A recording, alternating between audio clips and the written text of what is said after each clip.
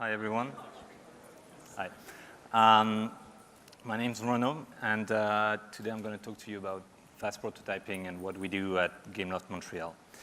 But first, I'm going to tell you a bit more about me, as my background is a bit unusual, and it's sort of relevant to the topic at hand. So I used to be an illustrator back in the day, but also a web developer, and then I moved on to do lots of stuff, ended up doing UX design for startups mostly, working on apps, working on services. And I've always loved working on games. So a few years ago, I created my own company with which I did consulting on all sorts of stuff, but also this thing is not working. Also, mini games and stuff like soccer racing, where it's soccer, but it's also racing. And did a lot of game jams. It was super catchy. And I'm also maybe known for these things, which are assets that are on the asset store that you may or may not have seen. And a year ago, I joined Gameloft Montreal to lead the prototype team there. And that's going to be the subject of today's talk. Whoa, too fast. And now not enough. This way. So the prototyping team in Montreal has existed for a year now. It started with a team of one person, me, and now there's 5 of us. Over a year, we've tackled something like 30 projects, and for each project, we can do from 1 to, let's say, 5 prototypes. Each project can take from a day to, let's say, 3 weeks. And so it really varies from project to project. The reason why we prototype is also something that varies from project to project. Most of the time, it's to evaluate if something, an idea is fun or not, whether it's doable, and whether or not, people will like it. Is there appeal for this idea? We do that for ourselves, the studio, or the company in general, but also sometimes to convince third-party stakeholders that this idea would be good. So it's also a selling tool. The whole point, of course, is to reduce the risk, the costs, and to make sure that the effort that go into production are in the right direction. It's also a nice opportunity for serendipity, the idea of finding stuff that you didn't know you were looking for, and a good reason to experiment, and that's usually how we find our best ideas. We measure success on these prototypes mostly ourselves. We look at that and we're like, nah, that's really bad, so let's just throw it away. And we do that a lot over the 30 projects I mentioned earlier. Most of them have been killed. Some of them have been killed super fast, like day 1. So the prototyping team and the people working with us, they do a lot of testing. We do internal testing, external play tests. We have a team that handles that, and we've started working on open betas, and we try to get per project metrics, the idea that for, let's say, a skateboard game or a strategy game, you won't be looking exactly at the same thing. And we really only work on mobile games because that's what Gameloft Montreal focuses on.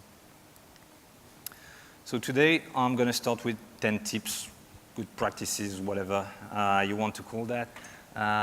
Really guidelines that we try to follow loosely because we don't really have a method.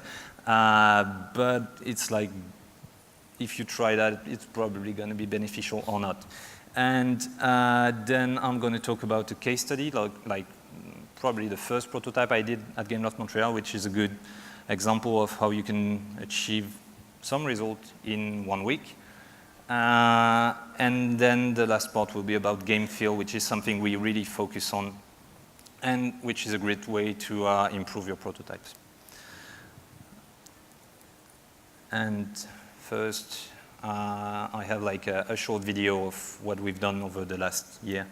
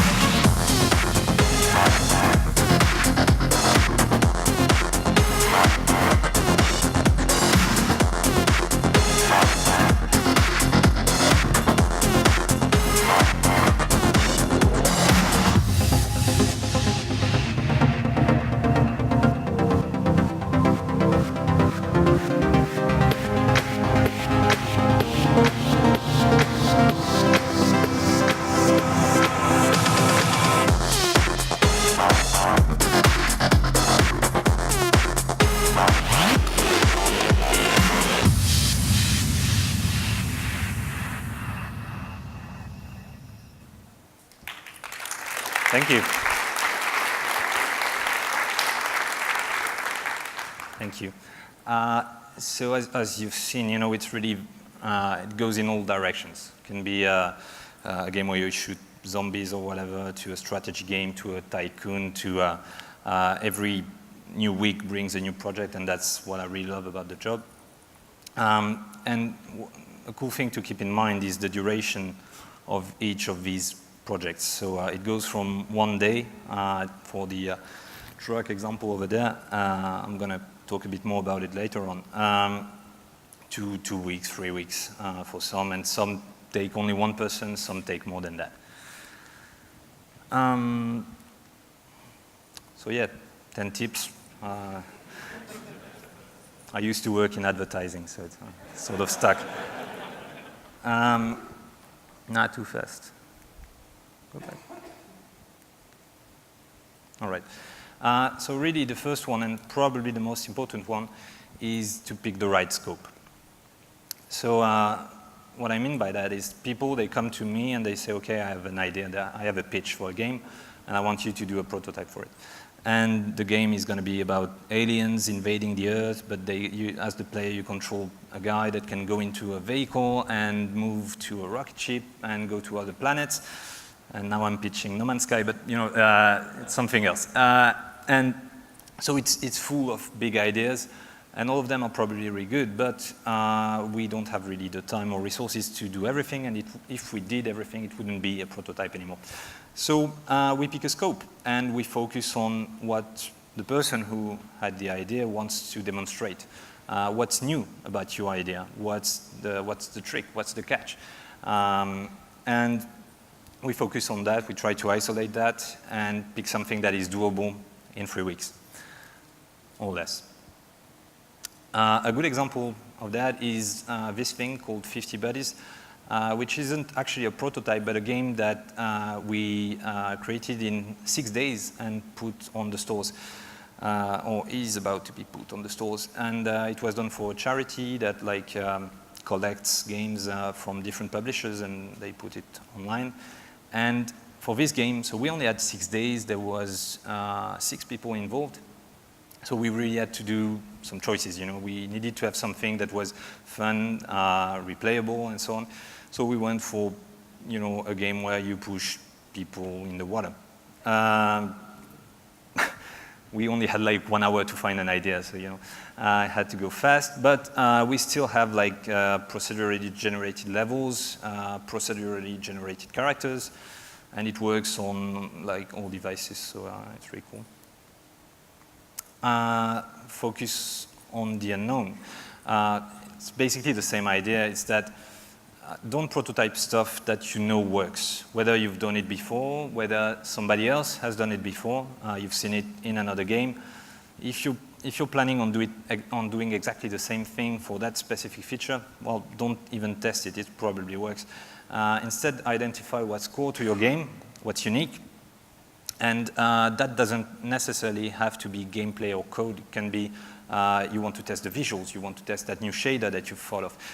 You want to test maybe a new kind of character that just doesn't have 2 arms and 2 legs. So focus on that.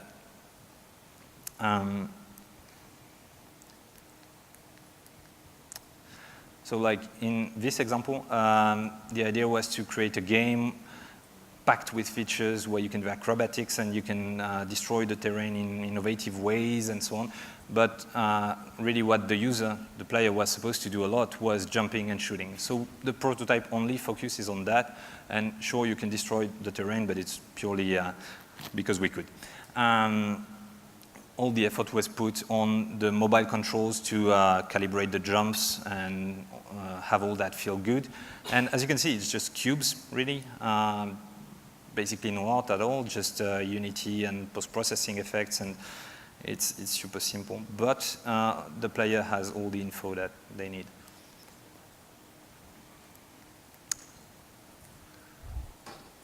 Keep things separated.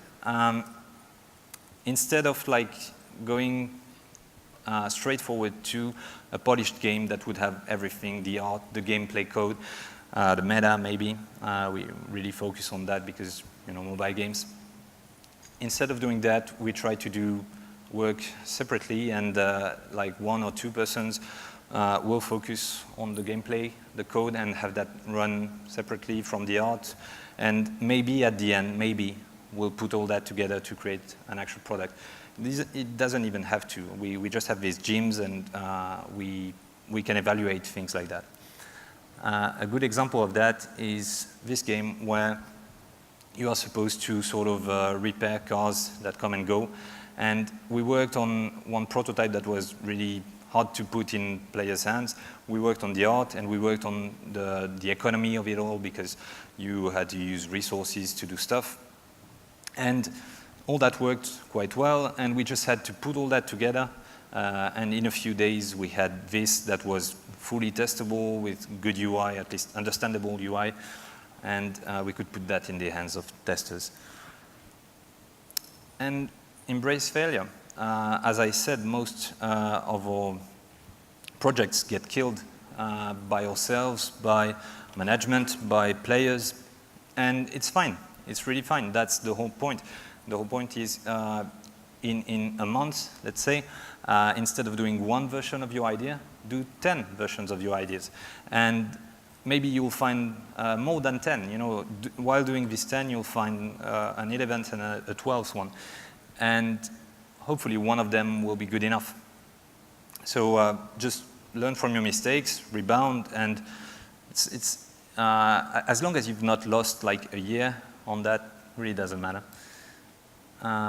Like we were asked to do a football game, and it was supposed to be multiplayer and real time, and we said, okay, let's do that. And after a week of trying to sync just a ball over different devices, we're not really good at network. We just said, okay, it doesn't work, and we rebounded and made an AI instead, which proved also super difficult. But at least we had something playable at the end. And in the same vein, you know, fake it. It doesn't have to be real. It doesn't have to be something that has to pass QA and everything. It just has to be good enough. As long as the player understands, as long as the emotion or the feeling that you want the player to understand works, it's good enough.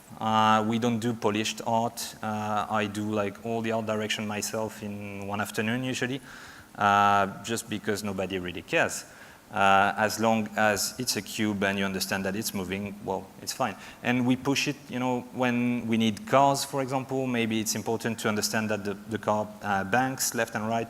So yeah, in this case, go for a more detailed model, if that's the focus of the game. But really reuse stuff.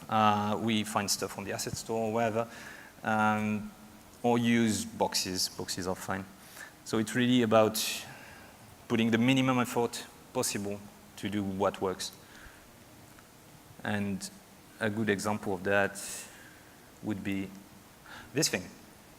So someone in the studio had this idea floating around of doing some sort of strategy game where you attack the other player's castle, but it's a castle on wheels. It's a truck, and it's probably, like this movie where a guy and a dog, they sort of race through the desert, and it's a good movie. And it's a nice idea. I love the idea, but like doing it, implementing it, there was not a big traction on this project. So I said, okay, I can do something in one afternoon. And I did this with Unity and Timeline, just reusing, actually creating the trucks and the cars using Asset Forge. And in less than an afternoon, I had this going around, explosions and trucks, and you sort of understand the game. I had this running on device, 60 FPS. I could show it to people, and they were like, oh, can I play? No, you can't. There's no game. There's nothing. But give me time, and then you'll be able to play. So instantly, there was that spark of, okay, I see exactly what you mean, and could you add this and this and that, and there could be helicopters, and yeah, sure. But for now, it's just a fake thing. That is on device. You could move the camera around. Everybody's happy. And At Facebook, they say move fast and break things. I try to do the opposite and sort of move fast and fix things. The idea behind that is to say that, of course, your code, when working on a project for 3 weeks, is going to be a bit weird. Try to make it like solid and robust for just the scope that you want. Like, of course, in the end, your game is going to be multiplayer. Of course, in the end, your game is going to be something else. But just focus on that scope and try to say, okay, I'm making maybe a racing game.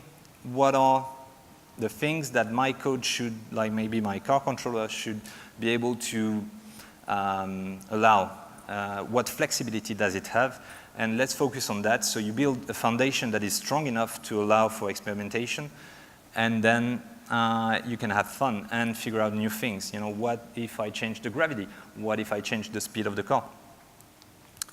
And I have an example of that, which is a racing game. And we needed to have like minimum controls, but we also wanted to have different cars and different feel to the cars. So we built a controller that allowed for that, and that allowed us to switch models and switch settings quite easily. Picking the right tools, of course, is critical. We use Unity for most of what we do, simply because that was the tool I was familiar with before, but also because it's actually really good. And it's compatible with everything that we need, all the tools that we use on the side, such as Houdini, Jenkins, HockeyApp, GitLab. We also use the tools, which is a library I had developed for my Corgi engine and other assets, just because I coded it, so why not? And all that gives us a right toolbox. You can do also prototypes using different things, like PowerPoint would work for demonstrating the workflow of a game. Even pen and paper, you can test your rules with that. So there's really no limit, and as long as you get your idea across, it's a good tool. Here's a video that showcases how we use Houdini, mostly, to do other stuff. What's really cool with Houdini is that there's the Houdini engine that allows you to use what you create, the procedural stuff that you create in Houdini, in Unity directly, and that has helped us a lot on many projects. We use it to generate levels, to generate characters, to generate basically everything that we need, and that gives us a lot of content really fast, especially because none of us is a 3D artist. So all we do, is mostly blocking, but we can also get path from that. We can get, we use it a lot. It's really cool.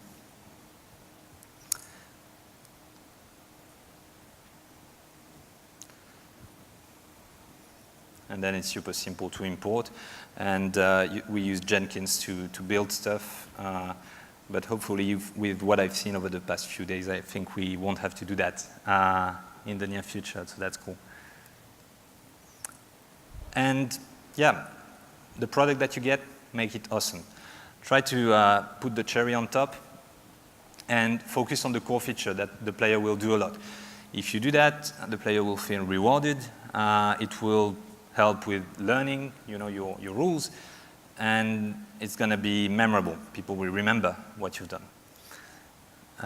Like in this game, which was like the ancestor of the more complex one, the player was supposed to do a lot of maneuvers, like using a nitro to avoid stuff. And so we just made it really fun to use the nitro button. And every time you would do it, you would get this circle of particles, and really it's nothing, but it helps.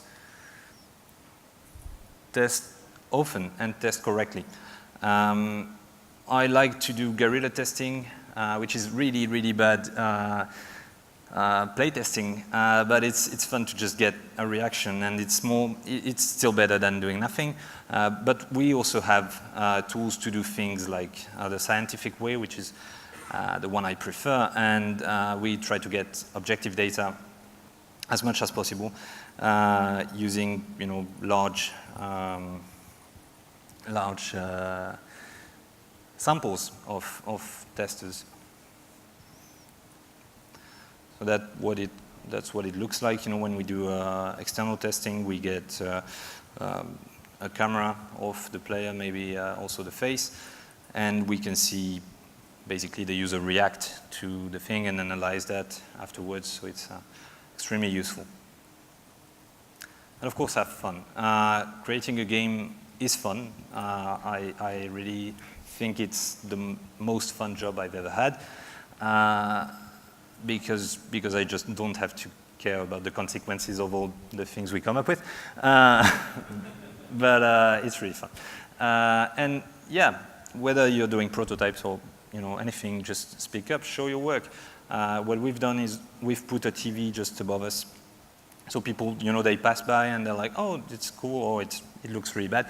And they tell us, and we discuss it, and we get new ideas, feedback, and that's a good way to just, show your stuff. I had listed a bit of tips, and the first one was avoid procedural. And the other day I was like rehearsing this talk, and I was like, that doesn't really sound right. I just said the opposite. So I just struck it. And the idea is that if you have the tools to do procedural, and if you have the tools to do it in a way that doesn't impact anything on your core features, the things you want to demonstrate, and it's just a way to add more content, then it's fine. But like really do it if only it doesn't get in your way. Don't try to demonstrate how you could generate a really complex dungeon if what you want to demonstrate is how the sword works. Test on real devices, of course, and keep things simple. Again, the key thing is the scope. If you pick the right scope, you're going to be good. More Unity tips, I guess. We use the asset store a lot. When we don't know how to do something or we don't know how to model things, we just pick something, buy something. We use Cinemachine a lot. It's like my favorite asset. All the projects that you've seen use Cinemachine in a way, just for the noise sometimes, but it's so good. Odin, Amplify Shader, Effect Cores, VFX Pack is also really good. We also use, whoa, too fast again.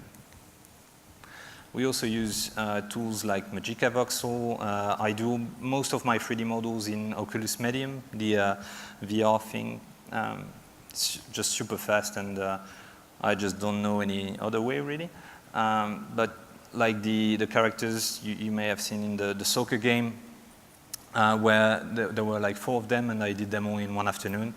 Animated them using Mixamo, and put them in a game. So like really it's as fast as it can be. I use AssetForge for like basic cars and stuff. You can find icons, sounds, lots of stuff on the internet. So now I'm going to talk to you about one game. The first prototype I did when I arrived, so a year ago now.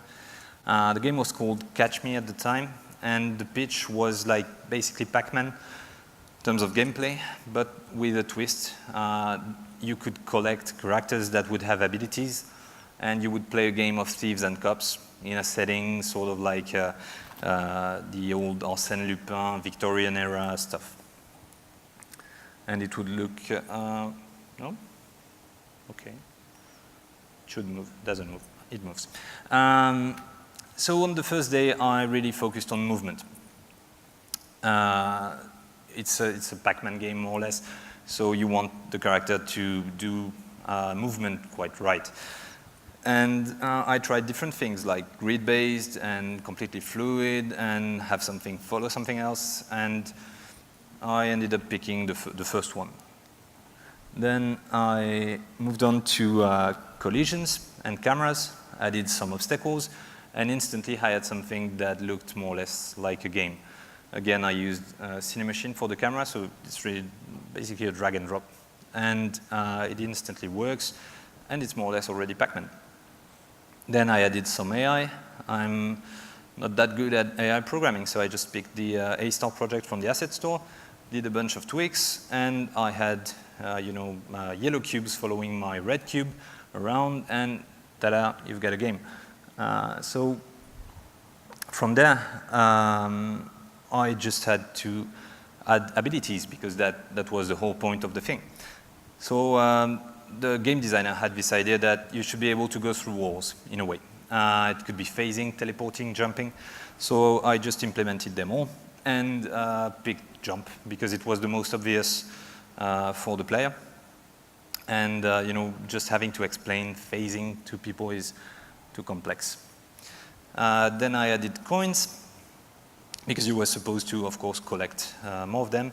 And during all that time, I had 0 collisions, 0 game loop. When I get caught by one of the yellow things, nothing happens. And it doesn't have to because there's already enough pressure. Everybody knows Pac-Man, and you know that these things are dangerous, so you just run away. And if you run away, it already works. Then, controls. I tried a virtual joystick, so all that is on mobile, of course. Virtual joystick, swipes, arrows, mix of these. Did a bunch of testing, internal, and ended up realizing that everybody prefers something else, so I didn't really learn anything. But now I had the choice, and we could, later on do more tests on that. On the last day, I added more abilities because now I had my ability system, so I added dash and fireball and stuff like that, trying every time to make it feel good. Like this one was supposed to be a cop, and that could dash, and sort of hit the wall quite hard when catching the thief. As you can see, I can go through the thief. The thief is the red one. Doesn't really matter. You can make your own rules in your head. And so yeah, the style was supposed to be cops and thieves, and all these mood boards would apply. But in the meantime, somebody had an idea for what if instead of thieves and cops, it would be fairy tales. So Red Riding Hood fleeing from a dragon from the Chinese mythology or something. So I did this mock-up just to sell the idea and see how it would look. Grabbed a bunch of assets, I think, from the asset store. And I had this in one afternoon because it was just a matter of replacing the cubes with rugbymen from my previous rugby game. So it's really fast, and it looks acceptable for people who don't really understand cubes, if needed. I think in this case the cubes were enough, but people. So yeah, that's how you can do something in 7 days. Actually, less than that, but I sort of separated the steps. And it's really not about speed. It's not a race, but it's just the idea that you don't have to waste a lot of time on that. It's doable with minimum time. The next part is going to be about game feel, which is like a passion of mine. I used to work on apps, and in apps, something that comes up frequently is something called micro-interactions. So it's the idea that the sum of all the things that allow the app to give you feedback on what you're doing. It can be the heart on Twitter that explodes instead of just changing state. Would be enough, but it explodes. So you want to do it again. So you do it again, and you engage with the app, and it's their business model, so more money, and they are happy. Can be stuff that is like pull to refresh, introduced by Facebook, and it's playful, so you refresh and refresh, just because it's like playing with an elastic. And you make page views, and they get more money, and everybody's happy. And that kind of stuff, is a good way, when used properly, it's a good way to create that feeling of fulfillment and reward. So here's an example. In this game, the brief was, I have a character that has a machine gun, enemies are coming at it, and they die if I shoot at them, all right? So quite simple.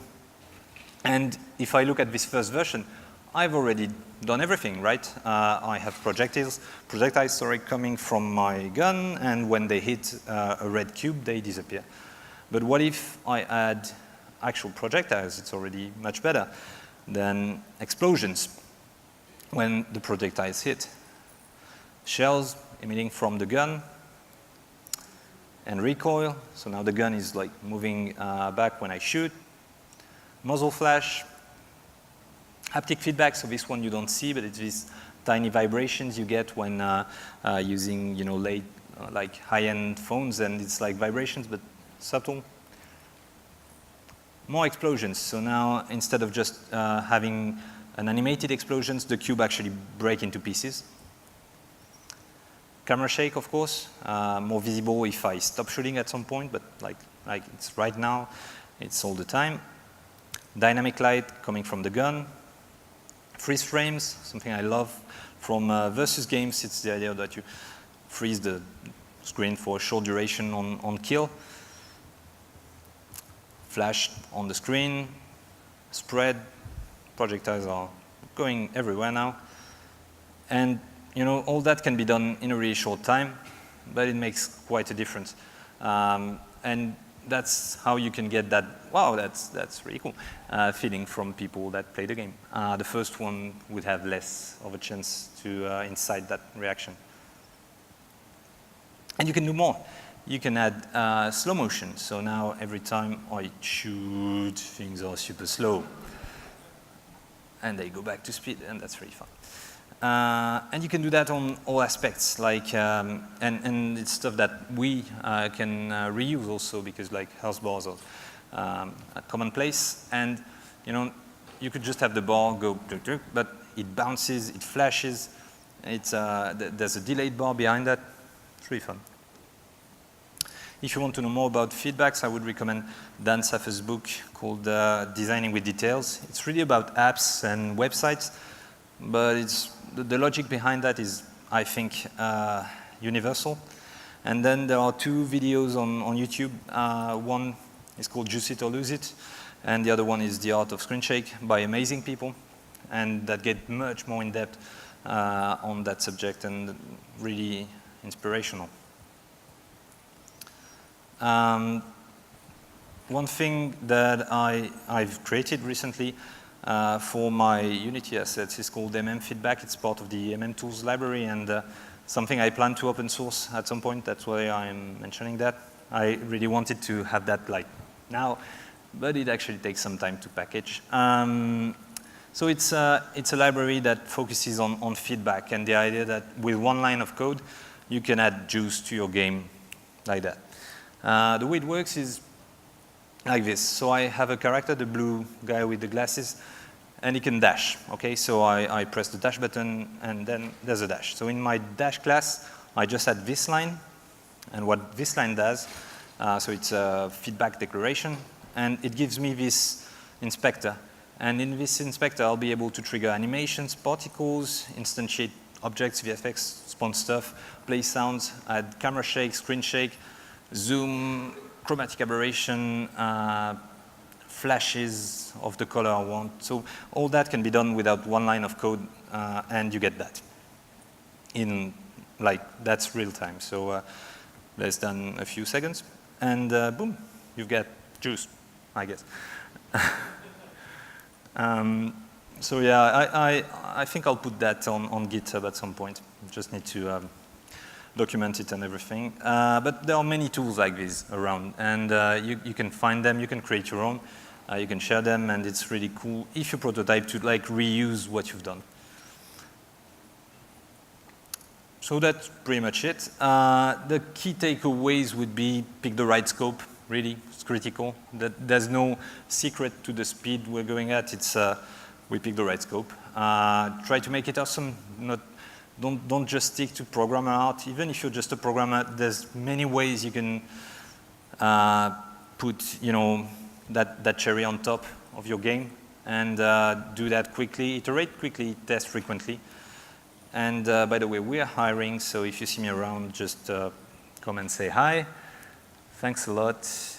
And if you have questions, please use the mics that are.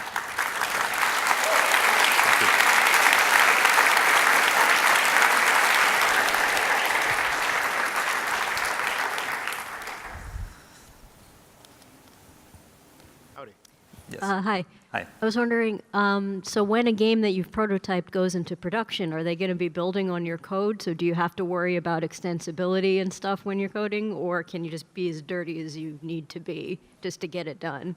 That's a really good question. No, everything is throwaway. Most of the games we do don't even use Unity in production, so it's ported to a different engine.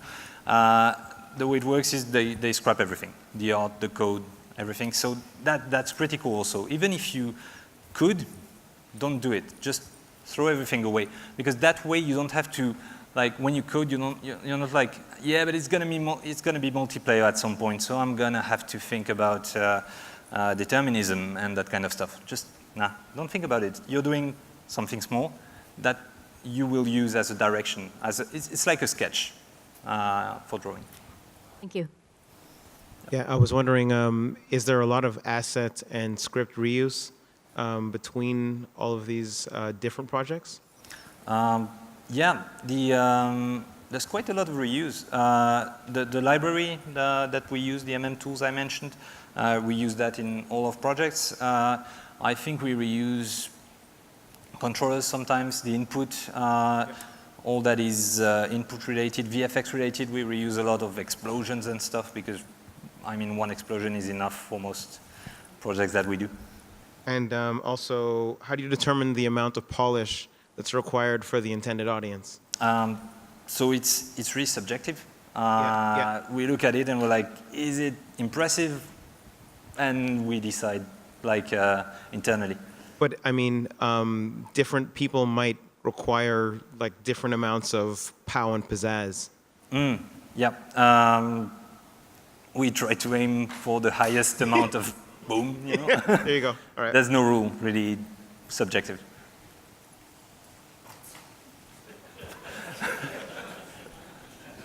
Hi. Do the prototype team use any custom tool to create like template projects, or do the team has a own asset library? We sort of have a template that we are supposed to reuse from project to project, but we always forget to use it.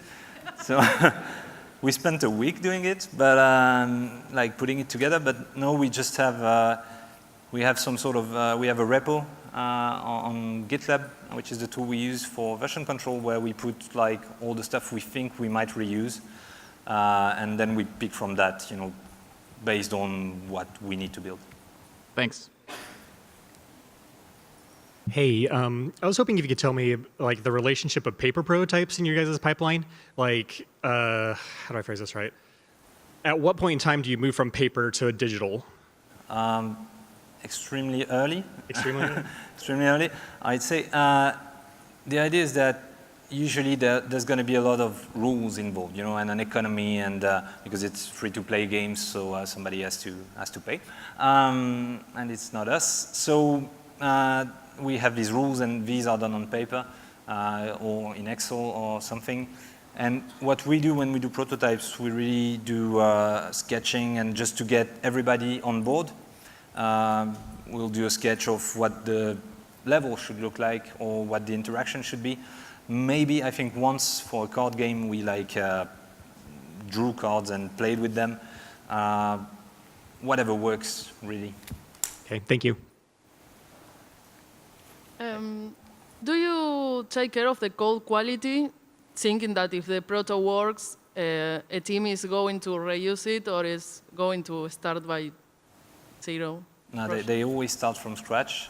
So what we do is we show them the prototype. We explain the team that is going to, you know, continue the project. Really, we try to pinpoint the parts where we put the effort, because when you look at like two cubes jumping around, it's not obvious what works and what doesn't. So we're like, okay, what you need to do is have this squash and stretch, because it sells the movement, it sells the direction of the jump, and then other players can understand where the enemy is going to land, so it's easier, you know, that kind of stuff. What we tried that works, we also explain what didn't work. Most of what we do doesn't work, so we're like, okay, here's what you should just ignore now. And then they start from scratch, yeah. And we sort of try to accompany them on their journey building the game.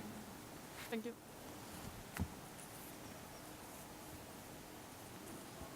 Okay, hey. Yeah, yeah. Hey, so in your experience prototyping so much and starting so many games from scratch and building so many different movement schemes, I was wondering if you had any tips or rules of thumb when it comes to prototyping a movement method. For example, the slide you had with the 4 blocks moving around. Do you use physically based movement? Do you just set position, set velocity, add force, etc.? It's a good question. I think it depends on what your character is gonna encounter, in the game. I'm a big fan of doing my own controllers, not using physics, having something really tight, using raycasts usually. That was the whole point of the Corgi engine. It's tight, but it won't be the good choice for prototype maybe if you want to have surprises with physics and that kind of stuff, reactions with the environment. So I'd go with raycasts and simple translation for simple stuff where you don't have a lot of interactions, and physics for everything else. Okay. Thank you. Okay. Okay. So I see that apart from the gameplay, you put a lot of emphasis on the game feel. So do you work first on the gameplay and then on the game feel, or is it more of an iterative process between one and the other, and where do you draw the line? We try to put game feel as soon as possible. So of course there's a first pass of gameplay, like let's say the character jumps. Initially, instead of having cubes floating around, it was just like okay, and actually quite bad. So then you do some gameplay code just to have the jump right, okay, and have it do a nice curve and a nice, you jump faster than you fall, or the opposite, depending on what you want. And as soon as we have that, let's add squash and stretch. Let's add a puff of smoke from where you were and a trail maybe behind you, that kind of stuff. So it's a parallel process, and especially now that there's 5 of us, we are enough that we can, split that kind of stuff. Thank you. Hi. You mentioned how you get a lot of things from Houdini in your Houdini pipeline. Can you just talk more about that, I guess? Okay. So what we do with Houdini is we have one guy, Pascal, at our studio that is really, really good with Houdini. And what he does is we give him maybe one prop, and we give him one direction, and he's going to be able to create words starting from that. And that's really amazing. So we use that for generating levels. We use that for generating assets, so 3D assets really. But we also do that to just to process data and get information. We can do that to generate characters.